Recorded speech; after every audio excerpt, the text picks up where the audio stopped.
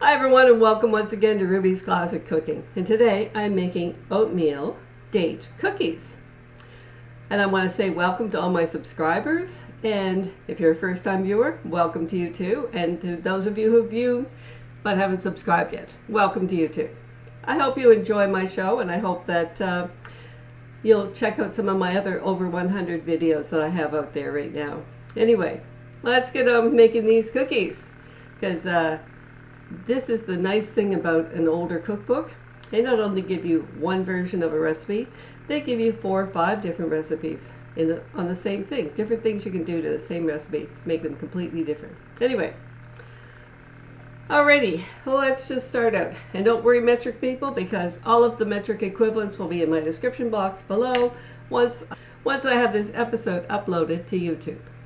And have a look at my brand new aprons that my husband got me for my birthday, which I think were really nice. I wasn't so sure about them, but once I saw them, I thought, oh, these are really cool. Thank you to my husband. All right, now let's start with the cookies. Okay. First of all, it says measure out 1.25 cups of flour. This is plain old white all-purpose flour. That's Canadian all-purpose flour. That would be strong flour or bread flour in the UK and the USA.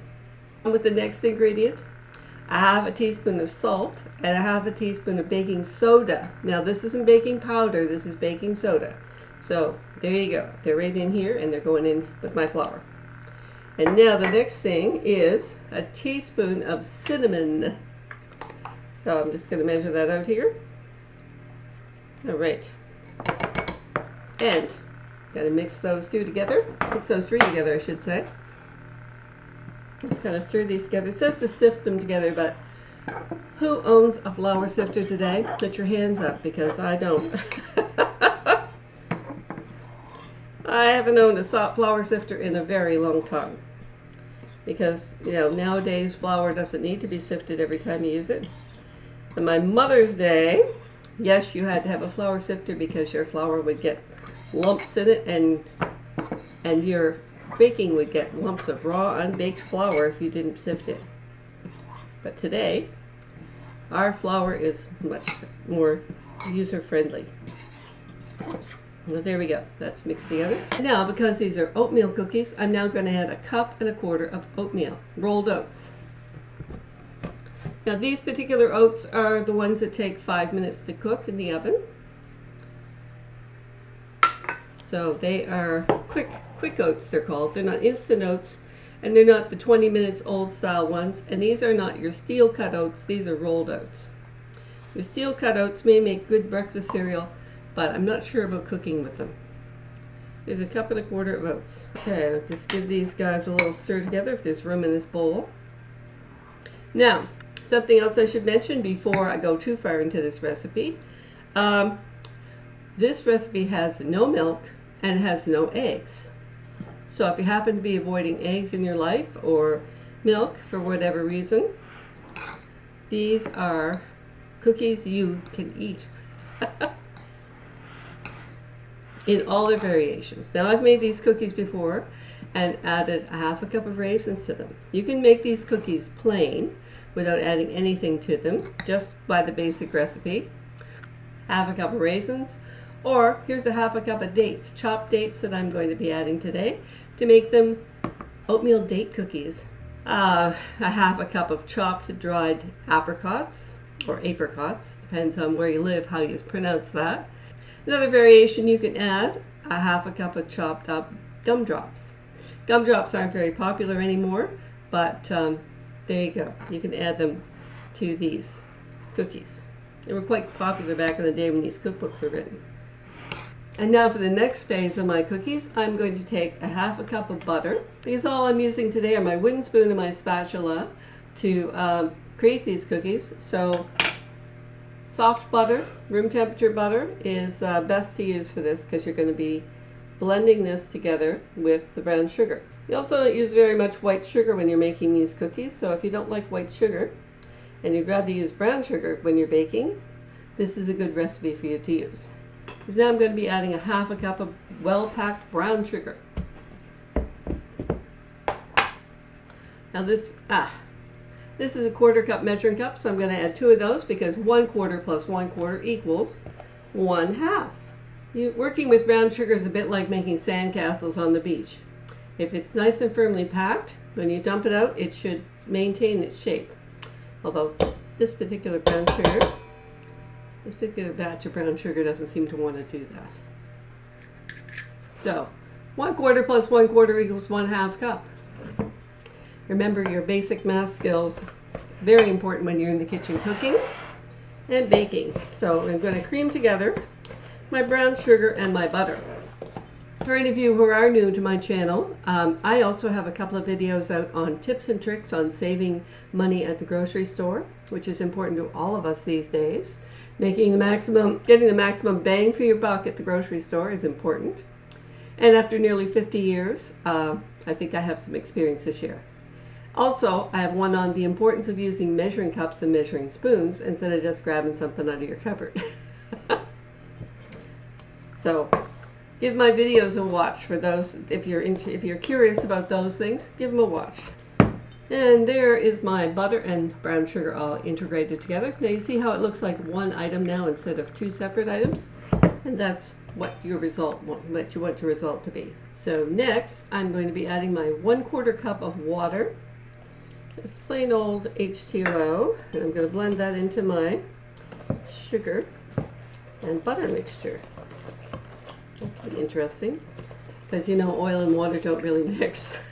And I'm going to add my 1/2 cup of chopped dates. Now I took these and I chopped them really fine. You're making cookies, so you want to have little teeny pieces of date to go in them. They're about the size of a raisin, I would say, these little chopped up dates. Number one, I want to make sure there's no pits. I don't care if you buy unpitted dates or not. When I got this package, the first date I cut into had a pit in it. So sometimes the machine misses the pit in the date. And you don't want to be the one breaking a molar or breaking a filling on that. It could be a very expensive cookie. So these are going in here. Anyway, that's not very attractive looking right now, but that's what it looks like now that I've added the water and the dates to it. Now I'm just going to put all of this mixture of dry ingredients in here, which is my flour, baking soda, salt, and oatmeal, rolled oats. So all of this, and cinnamon, that's all going in here. And now this is it. Stir it together and your cookies are mixed and ready to go. 375 degrees Fahrenheit, which I'll have to look that up in Celsius, sorry about that, but it'll be in the recipe and I write it up below. Stir these together until they're mixed together, and then I'm going to take my cookie scoop and make small cookies with it. If you don't have a cookie scoop, it says make small balls. So this holds about a tablespoon. So if you just drop them from a teaspoon and wet your hands with water and give them a little roll with your hands to make a little round ball, then you're going to squish them flat anyway so they don't have to be perfectly round. You can use margarine or whatever kind of butter substitute you use. But personally, I think people have been eating butter for 6,000 years, and personally I think that butter is better. It's my personal belief. And I'll show you what my batter looks like. And then we'll get the old cookie sheet and start scooping cookies on it. And here's my cookie dough, all nicely mixed up. And I'm going to start scooping onto my cookie sheet here. Now this is a stoneware cookie sheet that's well seasoned, so I don't need to grease this. But if you're working with a metal cookie sheet, I would say put some grease on it, okay? A little spray of cooking spray or a little bit of oil on your pan, okay? So, because then I'm going to take my fork and a little bit of sugar, and then you dip your fork in the sugar and squish your cookies down. Make them nice and thin. I think it's 1/4 of an inch here, I think. Now what it says is to put these on about 3 inches apart, which would be about 7 centimeters apart on your cookie sheet, and then you squish them flat with the fork.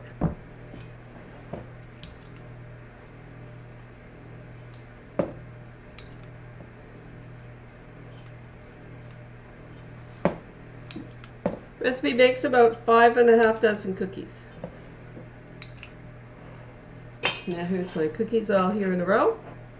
I'm just going to take my fork, dip it in sugar, and flatten that down to 1/4 of an inch.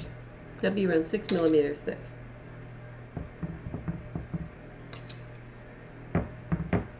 And now into my oven they go for 8 to 10 minutes, and I'll show you what these look like when they come out of the oven, all hot and lovely. And here are my cookies, all fresh and hot from the oven, ready to be put on the cooling rack. Oops, maybe I'll just put that. Have another cooling rack up here at the site. Alrighty, I'm just going to transfer them back over to here.